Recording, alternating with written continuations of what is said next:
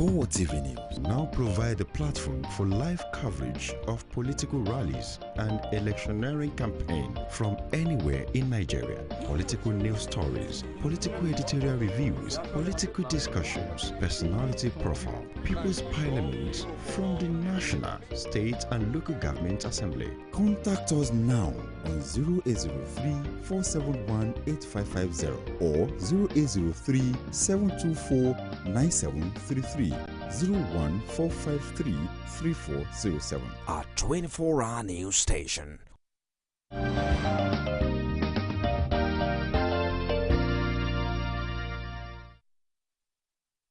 It's more than 4 decades after the end of the civil war in Nigeria that saw the Nigerian army fighting to stop the east of the country by the name Biafra from seceding.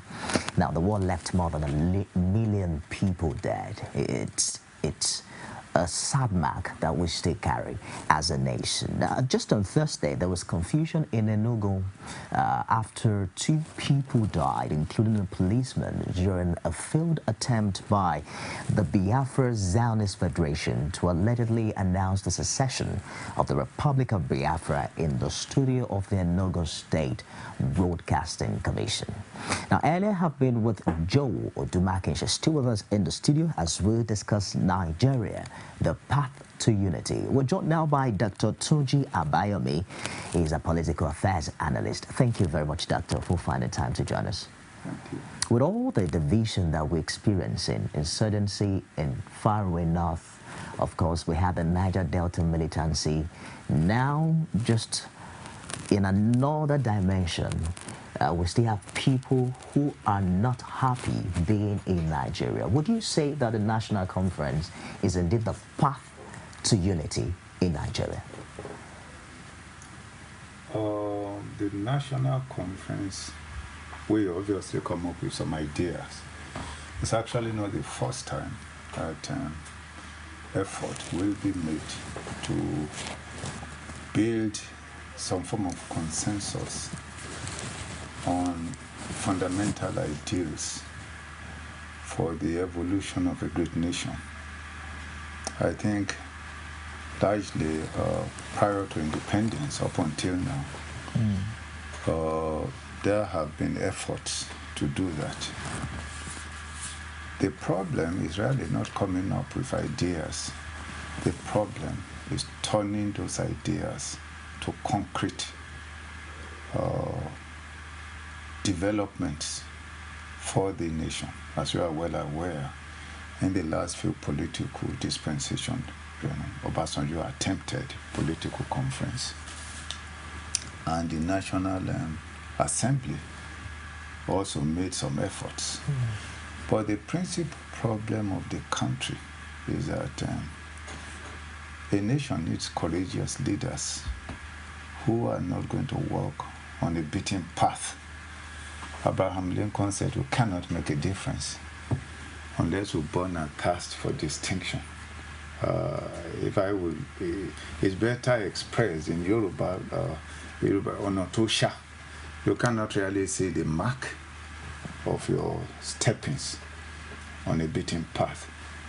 In order to transform a nation, you need courageous leaders who are committed to the greatness of a nation. If you look at the history of great nations, it's largely transformed by leaders that are simply determined to work in the interest of the people.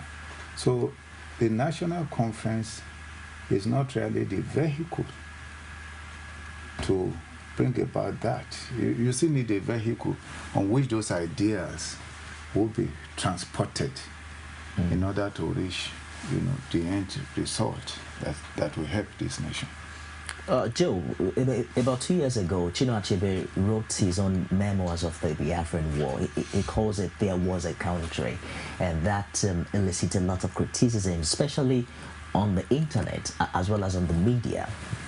There are plenty of reminders of the ethnic divisions that still run within the country. Now, towards the end of his book, he said, why has the war not been discussed or taught to the young over 40 years after its end?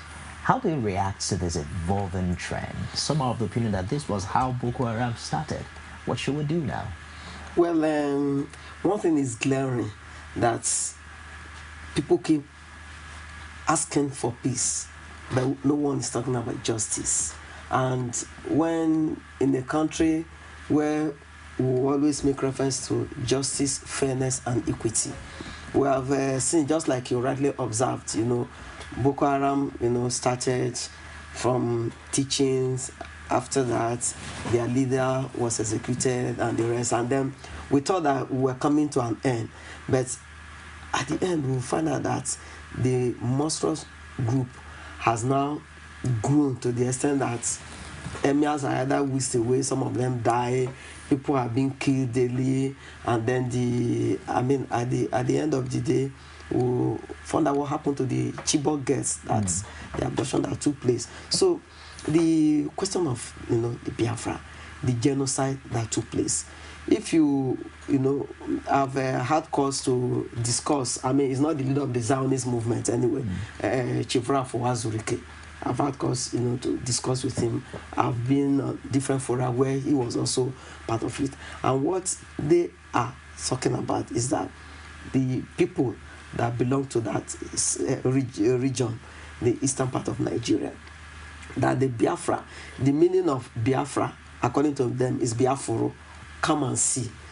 And then with the genocide that took place, and even up to this moment, the people that belong to that region still believe that they have been shortchanged. And in terms of appointment, in terms of even addressing what has brought about the war, that they cannot be part of Nigeria, as a whole. And when this whole thing played out by the Zionist movement, because I was, a bit shocked, the extent at which I know Masop has been talking about peace, actualization of the sovereign state of Biafra, but you have the Zionist movement who want to seize the whole thing by force. And like we have always said, this is how it starts. No one knows how it's going to end. Well, what the Zionists intended doing, declaring that Republic of Biafra, has been smashed as of today. 2 people unfortunately lost their lives. We don't really know what others will come out with. So the bottom line is that the holistic solution about this regional, this bitterness that has been on, especially with the Southeast, we also have it all over the whole country, is that we cannot continue to tell them that we need a peaceful Nigeria without letting them realize that, or without letting them be part of that justice, fairness, and equity that must reign at all times. Doctor, let me share this with you. It's a statement from the national chairman of the Biafra Zionist movement. He said, no amount of threats will stop us from pursuing our freedom, our self-determination for Biafrans. And there's this issue of marginalization. They went ahead to say the fact that no Nigerian president has come from the East is a source of much rancor. How do you react to that? But that's illusory, really, in my view. It's an illusion to assume that if the president comes from the East, he will serve the interest of the East. I always give my life as an example. When I wanted to travel abroad, I was here in Lagos. I was guaranteed, at that time we needed a guarantor. The man who guaranteed me to travel abroad is from Taraba State. It was a blind man from Taraba State. His name is Bitrus Gani Ikilama. He's dead now. But I had lots of people, even within my family. I couldn't get a guarantor. As at that time, because in guaranteeing me, you are putting yourself out. If anything should happen, you will be responsible. So as far as I'm concerned, that's an illusion. But the principal problem of the country is what Joe has identified. There is a feeling of injustice. And when you have injustice, unresolved injustice, it leads to a revolution of rising frustration. And when you have a revolution of rising frustration, people turn into anything in order to find a solution.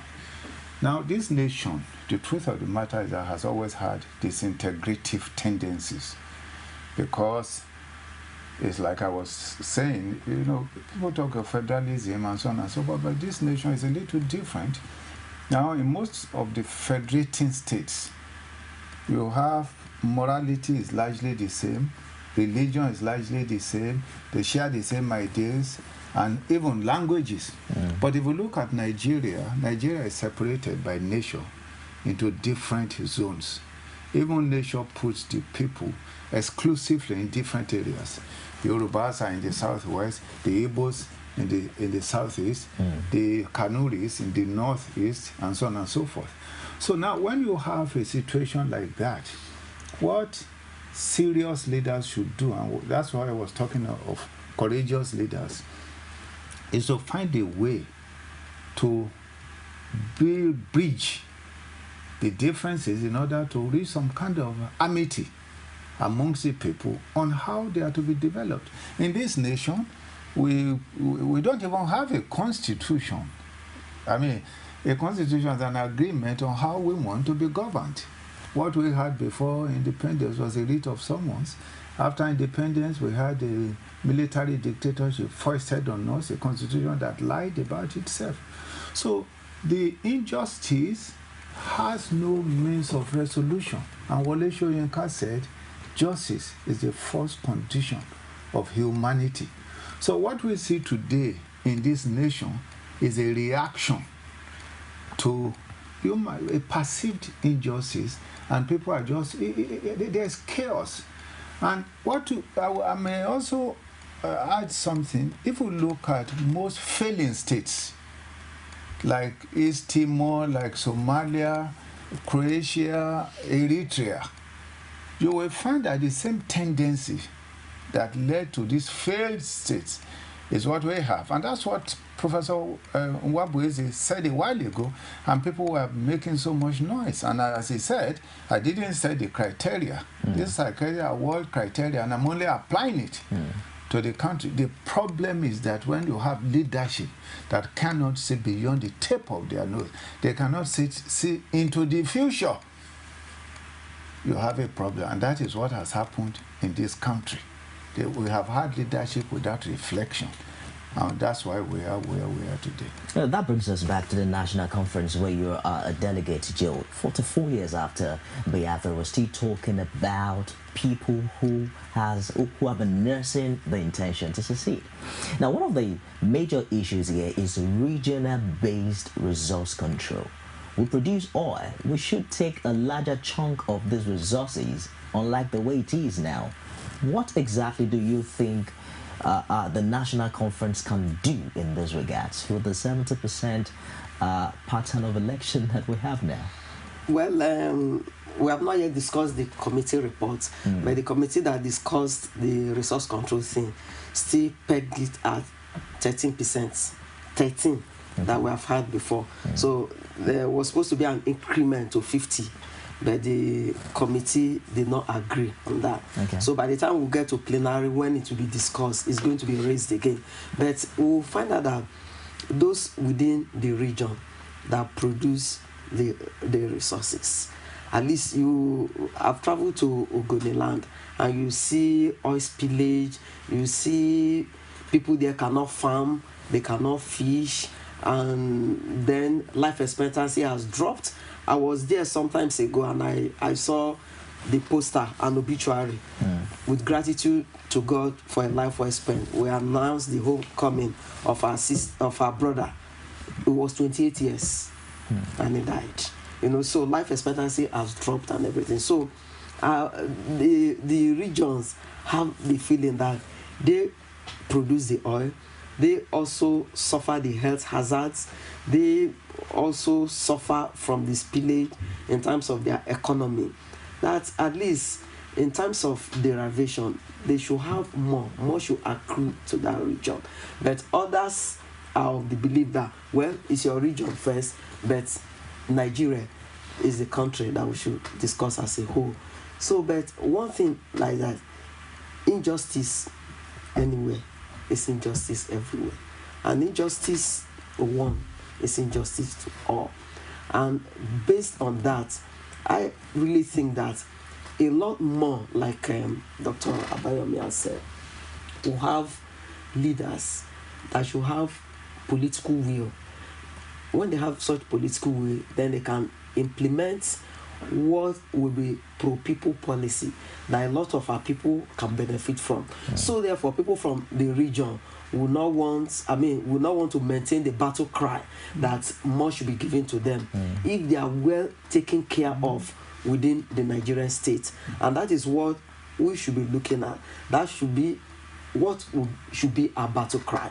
It's not just leaving the regions, let them suffer, and you see that they will continue to fumble, wumble, and they are not growing at par with the others that you call Nigeria, as a whole. So I think that is the basic problem. When they feel that they belong, when they feel that they are properly taken care of, when they feel that apart from giving the resources, that what they get in turn at least is commensurate with what they are giving to the Nigerian state, I think such agitation will get to minimum.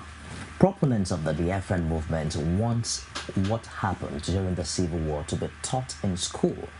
The question has been, has Nigeria and Nigerians really come to terms with a gross injustice that was meted on Biafra way back about 44 years ago? The question is, which version of that story are we going to publish and teach the next generation? That's a small issue. Of course, generally, the nation actually, unfortunately, really does not teach its history. The history of Nigeria is always incomplete. We really don't have historians here because largely the record of the development of the nation has not been inspiring. If we go to a country like America, every child understands and is inspired by the great strides of their leaders. If we take the American Constitution, 55 people, Dr. Quinn, the French philosopher, he said 55 of the greatest minds that ever inhabited the face of the earth. They came up with a document that has built the greatest civilization. But if we look at our country, most of our leaders, what do? They fight over ethnicity, they fight over region, they fight over religion. Even at this late hour in human evolutionary progression, instead of application of science to the development, you have Boko Haram that does not want education. And why did we get to this point? We got to this point because the leadership of the North abandoned what I would call the pitiless oligarchy that was governing. They abandoned their responsibility to the people. So you now have a situation where you have Biafrans and so, but it's not really a solution because you even in this country, if you look at the South, the South today, a lot of the leaders, what's their contribution to the people? Is it a question of, if this money comes to us, we are assured that the people will benefit? Of course, it is illusion. Because you find that even when they have the resources, there's no guarantee that it will not be self-serving. A lot of them are building empires all over the world. When the people we have a situation where in this country, governors will celebrate their first anniversary with billions of naira, when women are begging for mangoes, for passers-by to buy mango for 200 naira so that they have money to buy pure water for their children to go to school.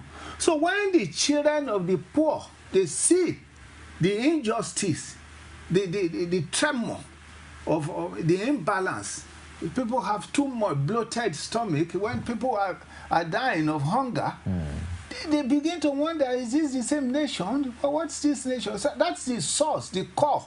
So to my mind, if we have a nation that meets the aspiration of the people, we don't need to worry. If you are thirsty, you don't worry where the water comes from. What you are interested in is to quench your thirst, regardless of who gives you water, as long as the water is pure and is drinkable. You don't look at the face. You look at the water to quench your thirst. In this nation, the fundamental problem is that leadership has betrayed the people. particularly the political leadership, the military leadership that have essentially kidnapped the governance of this nation since 1960. That's the problem we have now. They have failed, and that is the cause of revolution, of rising frustration that is exhibited in Boko Haram, in Niger Delta revolution, and so on and so forth. Let's take this feed coming from Bala Abdul Lakim from Kano. He said, why is it that as a country we just couldn't make the leap into nationhood? Yes. We're all tribalistic, fractured, and absolutely nepotistic. Yes. The military is marshaled by the north, the Boko Haram operates in the north, and the northern leaders fold their arms because they just don't care. The oil is from the south. The southerners don't care what happens to those in the north. The westerners are educated. All they want is a region, and to hell with Nigeria. Nigeria is a 53-year-old fetus. It either aborts, born a stillbirth, or is born alive. We're not Nigerians first, and that's the definition of treason. Quite thoughtful there, Joe. But beyond all of that, the question has arisen recently. Of course, a Senate leader said that Ndoma Egba has echoed the resolutions made at the National Conference may not be implemented if the Constitution does not provide for a referendum, as there's no power, as it is now in the 1999 Constitution. Of course, Mr. President hinted during his inaugural speech that the resolution at the National Conference might be subject to a referendum. What position are we now as regards that? Well, one thing is certain. Like I've said before, the reason why those of us from the Human Rights and Pro-Democracy group have been the moving spirit behind the idea of a conference is that it should be sovereign. And the reason why we're talking about it being sovereign is that we don't want the decision to be tinkered with. If it's tinkered with, it's going to be a colossal waste of time and resources, like what ABAYOMI had said. And like we all know, we have had a series of conferences. And if we do the same thing the same way and we expect a different result, then that means we're not serious about what we're saying. And then at the beginning of this conference, having an enabling law was what all of us were interested in. In our constitution, there was no place where a referendum is. And then we talked about the fact that for us not to have it as colossal waste of time and resources, we must have a referendum. The president did mention that. But I think that the reason why we're talking about this referendum is that at the end of everything, whatever decisions that we have, instead of it being taken to the National Assembly, because one of the resolutions now is that it should be part-time. There are some decisions that will be taken that if it's taken back to the National Assembly, honestly, the whole thing will be tinkered with. And we'll come to square one. But if it's a referendum, and people can answer through yes or no, and then they are the ones who will take ownership of it. But I think there comes a time in the life of any nation when all of us, we stand up easy to say enough is enough. I firmly believe, I'm an incurable optimist, that at the end, probably by the time we'll have decisions, the people themselves will force this referendum through. But as I speak now, there is nothing like that in the law. There's no enabling law. And as we speak, at the end, we are still going to debate the outcome of these decisions. And then, taking into consideration 70% of the delegates are the ones that will decide the outcome. We have a message from a viewer all the way from Kaduna, Chidozie Okpara. Kindly ask those fighting against the federal government to examine their conscience. Are they fighting for the good of Nigerians or their own ambition and pockets? I know Jonathan's best is not enough. I agree that he is surrounded by witless Rasputins. But I also know that no other politician of note will be given the chance to rule us. Where are the result-oriented administrators whose reputations soar to the high heavens, but will not be given the chance to rule because of the vain ambition of the Buharis, Atikus, Tinubus, and others? If America is Nigeria, Obama will never be the president. There is still a country. Let us keep it that way. Now, Doctor, let's come to you. Even if we have a referendum, we're talking about a system where people will vote either yes or no. Do you think Nigeria is ripe with the sanity of our system to put that through and it won't be altered in any way. Well, I think, you know, you are probably aware that I have a case in court on the national conference. Like Joe said, as a member of the Human Rights and Democratic community, we have been actively pushing for a national conference since 1998. However, the truth of the matter is that where do you go from here? The same problem that beset Obasanjo's political conference may beset this conference. Now, if you look at Obasanjo's political conference, it's a very fantastic document. There are lots of interesting ideas. But where do you go? Because first and foremost, to have a referendum, there must be a law to bring it about. Who is going to pass the law? The law under the present dispensation must be passed by the National Assembly. You cannot do anything without a law, otherwise it becomes lawless. What I think the president should have done, and I believe his action is contrary to the law, is to first of all get a law to back his vision. Now, a president in the constitution he has no job. President has only limited jobs. That is not limited jobs. Like there are some jobs that he's given. He can command the armed forces. He can grant prerogative of mercy. He can appoint ambassadors. Apart from those few jobs, his responsibility is to execute the law and the Constitution. He has no other job other than to execute the law and the Constitution. Now, if you are now coming up with a national conference without a law, in my view, the president is lawless. He is lawless if he has no law to bring it about. And that is where the problem lies. If you had, for example, gotten a law, you know the effect of that is that the national conference will be a stakeholder in that conference. And if the national conference is a stakeholder, if it brings it about, the national conference itself will also be bound by its own law. Because once a law is passed, it's binding on everybody. But as it is now, there is no law enabling the national conference. There is no law relating to its outcome. There's a lot of confusion. And you have a conference that is, for example, saying that the senators can limiting their income. It's talking of part-time and so on and so forth. How is it going to push it through? So the first question that I was asking is, what really is the intention of the president? Does he want to bring about a constitution, or does he want to amend the existing, a constitution we said lied about itself, the military constitution? If the intention of the president is to amend the military constitution, he's already going on a voyage of discovery, because the constitution is self-prescribing as to how it's to be amended. If, on the other hand, what he intends to do is to bring about a constitution, I'm afraid he's already started on a wrong footing, because you cannot talk of bringing about a constitution when you appointed almost 140 persons to the conference. To the conference. If we are to vote, you only have one vote, only one casting vote.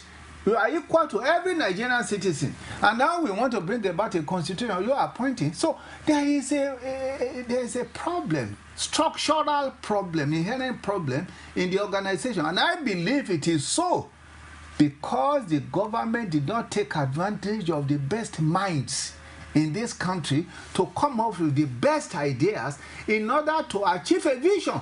The intention of the president largely, it makes a lot of sense. It accords with what we have been asking for. But the instrument, how to go about it, the modus operandi to go about it is faulty, because the president has not taken advantage of the greatest mind in Nigeria. Even the human rights community, he didn't sit down with us. Is how do we go about this? You know, you should have ideas, count ideas and counter ideas, so to say, on how to go, and then you come up with the best idea on getting this conference. But he didn't do that, so now we've got a problem. You find that when it comes out now, where do you go? And I think that is a fundamental problem. Joe, you had, Doctor, this idea that the whole national conference is a tool in the hand of Mr. President, many believe, a political tool, so to speak. For instance, the issue of removing subsidy from fuel has always been the agenda of Mr. President. Now we hear that the national conference has adopted it. Now, you recall that there was a civil unrest. You know, everybody in Nigeria protested against the removal of subsidy. Mr. President insists that that is the way to go. Now the National Conference is following suit. Doesn't that becloud the intention behind this conference altogether? Well, the idea of removal of subsidy, when I made my own presentation, I told the conference, I said, well, we are all gathered here today as delegates, and that we are all subsidized. And at the moment the subsidy is to be removed in terms of hotel, flights, and the rest, that I know people will not be happy. So that what is good for the delegates is also good for citizens of this country. And that what I would want to say is that before 1995, we have locally refined about 300,000 barrels per day. This, as I speak today, what we refine is about 450 to 500,000 barrels. But one thing that I've realized is that if we can refine locally, that we still meet up with this, because Nigeria is the sixth largest oil producer. But at the end of everything, some people's thinking, which they then voted on, voice vote, is that the president should be given 3 years for us to locally build our own refineries, and then we will not have to depend on what exports. That what we now have is, when we refine, then the price will be forced, you know, and then at the end we are not going to have to sell it, our fuel 97 naira per liter. But I, as a minority, vehemently oppose that. But at the end, majority, through voice votes, then agree that the president will be given 3 years for us to look at. We've talked about turnaround maintenance of these refineries, and at the end of the day, nothing has ever worked. So that if we build our own refineries locally, if we're able to refine, and that the price will be forced. So at the end, it's going to come out, we are going to come to removal of subsidy. But if it is then removed, that the price will not even be high, that is going to be lower than this one. Well, it's good for us to theorize by the time we come to practicals. And that is why we are going to be before the Nigerian people. I will still make, you know, my own position clear, even if it's through a minority report that I've written. But what we are talking about is that 90% of our population live below $2 per day, while 70% live below $1 per day. We are the sixth largest oil producer. Our pump price is still one of the most expensive in the world. So if we make do with what we are supposed to, I mean, there are some basic facilities that should be put in place before we will ever talk about removal of subsidy. But at the end, I think that the citizens of this country, when we still talk about referendum, we will still have to decide. And that is what Dr. has been saying, that if we have the proper, there's no way in which we say legislators will become part-time and we push this whole decision to them, and we want them to still agree that there will be a referendum.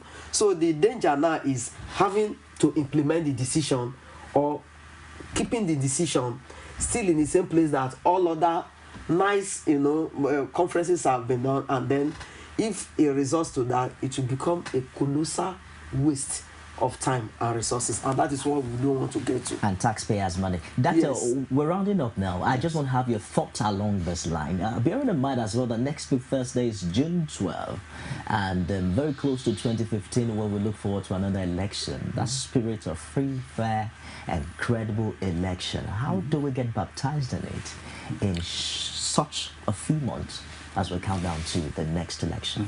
You know, in one of my letters to President Olusegun Obasanjo, I said, you will not be remembered for the water, the roads, and all of those things.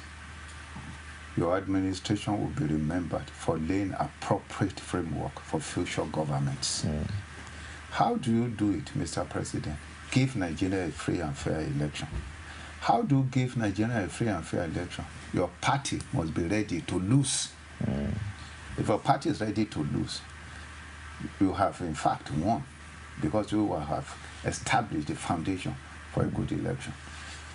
In this country, the cause of election neurosis are the governments in power.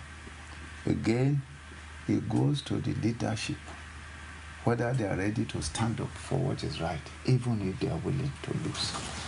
And that is the problem of Nigeria. Let me just add something to what Joe said before on this subsidy. In my view, there's confusion in this country. What I think should preoccupy the leadership of this country is the greatest threat to this country, corruption. If I'm talking of subsidy, if these Nigerian people are assured that their wealth, public money, public wealth, is used for public good, instead of a situation where a minister uses it abnormally for his own personal interest, instead of subsidy that is just abnormally feeding a few people, when majority, over 90% of our people are living in abject poverty, people won't care about removing of subsidy. But for God's sake, this nation is traumatized by the corrupting tendencies of leadership, gross irresponsibility. And the tragedy is that there is no law. No law controls leadership in Nigeria. Leadership in Nigeria is not subject to the rule of law. And that is where we are. Thank you very much, so very much for finding time to join us this Saturday. I've been speaking with Dr. TUNJI ABAYOMI, our political affairs analyst, alongside Joe ODUMAKIN. Joe ODUMAKIN is a women's rights activist, and she's the president of Women Arise for Change Initiative and the Campaign for Democracy. We might call her the Queen of Liberty. The Queen of Liberty. So we might as well add that to your name. And she's also one of the delegates chopping our money in Abuja. That's Committing our time. It's all right. Thank you very much for finding time to join us. We'd love to hear from you, just like we've been doing in the course of the show. All you need to do is like our Facebook page. It's facebook.com/CoreTV News.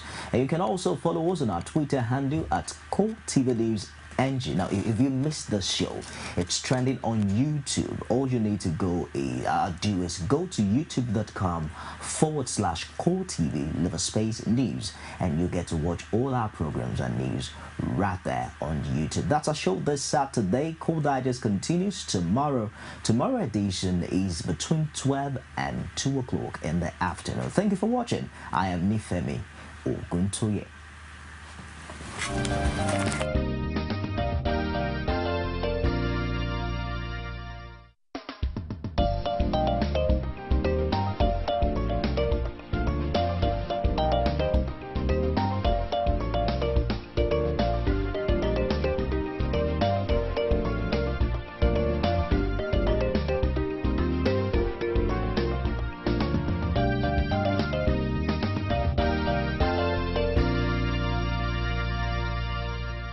Core TV News, expanding your view.